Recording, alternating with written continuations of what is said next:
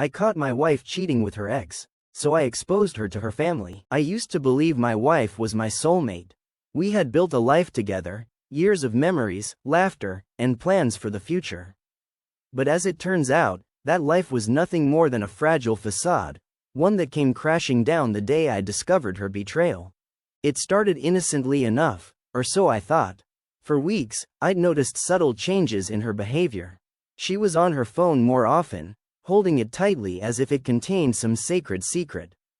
Her once open demeanor became guarded, and she started working late more often than usual. At first, I brushed it off. We all go through phases, I told myself. But deep down, a nagging feeling began to grow. One evening, as she sat across the living room scrolling on her phone, I decided to test the waters. "You've been working late a lot recently," I said casually, trying to keep my tone neutral. She looked up briefly, her expression unreadable. "Yeah, things have been hectic at the office," she replied, just a bit too quickly. That night, after she went to bed, I couldn't shake the unease.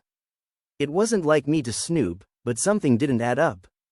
I waited until her breathing steadied, signaling she was asleep, and quietly slipped out of bed. Her phone was charging on the nightstand, and my hands trembled as I picked it up. I knew her passcode. It was the date of our anniversary. For a moment, I hesitated, feeling guilty about invading her privacy. But the gnawing doubt overpowered my hesitation, and I unlocked the phone. The first thing I noticed was her messaging app. There, at the top of her recent conversations, was a name I hadn't seen in years: Mark. My heart dropped. Mark was her ex-boyfriend, the one she'd dated on and off before we got together. She'd always dismissed him as ancient history, someone she was glad to have left behind. But the thread of messages between them told a very different story. I scrolled through, each message a stab to the chest. Their conversations weren't just flirtatious, they were explicit. They spoke of secret meetups, of moments stolen in hotel rooms while I thought she was working late. I saw photos too, images that made my stomach churn. There was no denying it. My wife was cheating on me with her ex. I didn't wake her that night.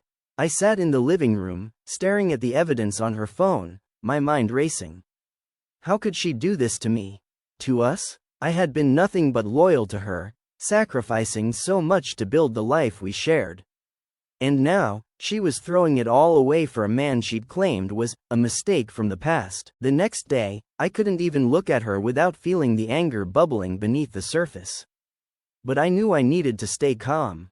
This wasn't just about confronting her. It was about making sure she couldn't worm her way out of the truth. Over the next week, I started gathering more evidence. I backed up the messages, took screenshots of the photos, and even found old emails she'd sent to Mark. I wanted to make sure that when I confronted her, she couldn't deny it. Then came the moment I'd been dreading and anticipating in equal measure. It was a Saturday afternoon. She was sitting at the kitchen table, sipping her coffee, completely oblivious to the storm about to hit. "We need to talk," I said, my voice steady despite the turmoil inside me. She looked up, a hint of worry flickering across her face. "What's wrong?" I placed my phone on the table and opened the folder of evidence I had compiled. "This," I said simply. Her eyes widened as she scanned the screen. "I can explain," she stammered, her voice trembling. "Explain what?" I shot back, my voice rising. "Explain how you've been sneaking around with Mark. How you've lied to my face every single day." She started crying, begging me to listen to her. But I wasn't interested in her excuses. She claimed it was a mistake, that she didn't know why she did it, that she still loved me. But her words felt hollow, like the final act of a poorly written play. That's when I decided I wasn't going to keep this quiet. This wasn't just between us anymore. She had betrayed me, humiliated me, and destroyed our marriage. And I wasn't going to let her walk away without facing the consequences. The idea to expose her didn't come to me immediately. At first, I wasn't sure what to do. Part of me wanted to pack my bags and leave without looking back. But another part, the part that had been shattered by her lies, refused to let her walk away unscathed. I kept thinking about all the people she'd lied to. Her family, our mutual friends, everyone who believed we had the perfect marriage. She had made a mockery of our relationship, and I wasn't going to let her rewrite the narrative to make herself the victim. The next step in my plan was to reach out to her family. Her parents and siblings had always been kind to me, treating me like one of their own. They deserved to know the truth. I didn't want to involve them, but I knew she would try to twist the story to make herself look better. I wanted them to hear it from me first, raw and unfiltered. I called her parents and told them I needed to talk to them in person. I kept my voice calm, not revealing too much over the phone. They were concerned but agreed to meet me that evening. When I arrived at their house, they greeted me warmly, completely unaware of the bombshell I was about to drop. As we sat in their living room, I took a deep breath and started. "I need to tell you something about your daughter," I began, my voice shaking slightly. "This isn't easy for me, but you deserve to know the truth." Their expressions shifted from curiosity to shock as I laid everything out. I showed them the messages, the photos, and the timeline of her affair with Mark. Her mother gasped, covering her mouth with her hand, while her father's face turned red with anger. They were devastated, unable to comprehend how their daughter could betray someone who had been nothing but good to her.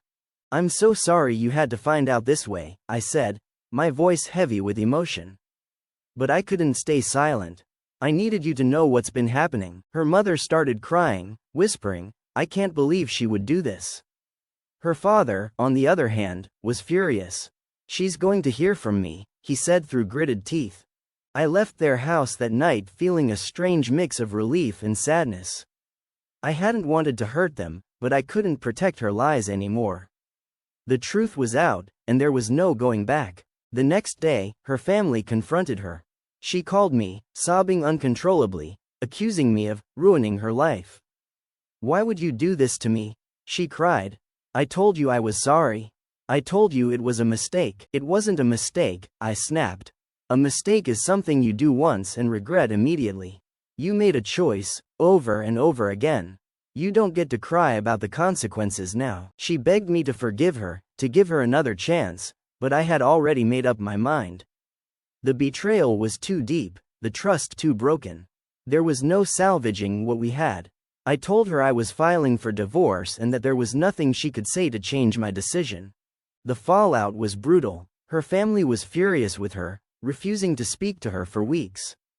Friends who had admired our relationship were shocked and disappointed. Even Mark, the man she had risked everything for, ghosted her once the truth came out. She was left alone, trying to pick up the pieces of the life she had destroyed. As for me, I focused on rebuilding. I moved out of our house, started therapy, and leaned on my friends and family for support. It wasn't easy. There were days when the pain felt unbearable, when I questioned whether exposing her had been the right thing to do. But every time I doubted myself, I reminded myself of one thing. She had made her choices, and I had every right to make mine. In the end, exposing her wasn't about revenge. It was about reclaiming my dignity and refusing to let her rewrite the story of our marriage. She had betrayed me in the worst way possible, and she needed to face the consequences of her actions. It wasn't my job to protect her from the truth, it was my job to protect myself from further harm. Looking back, I don't regret what I did. It wasn't easy, and it wasn't pretty, but it was necessary. I walked away stronger, knowing that I had stood up for myself in the face of betrayal. And while she may never fully understand the damage she caused, I've made peace with the fact that her actions say more about her than they ever did about me. Now, I'm focused on building a future that's honest, fulfilling, and true to who I am. The past is behind me, and I've learned one invaluable lesson. I deserve better, and I won't settle for anything less.